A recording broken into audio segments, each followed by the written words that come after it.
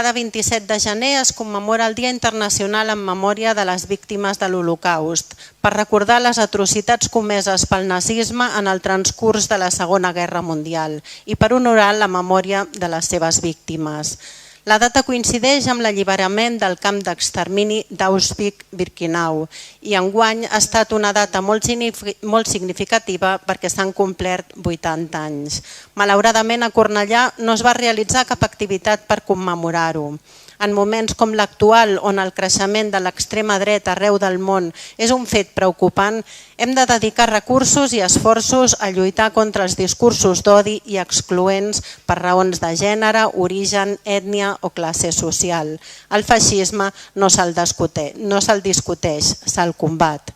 I per fer-ho és important mantenir viva la memòria històrica per evitar que es repeteixin genocidis i atrocitats com els que es van cometre fa 80 anys. Per això preguem que el govern de Cornellà, d'esquerres i progressista, inclogui aquesta data en el calendari d'accions institucionals a realitzar cada any. Gràcies.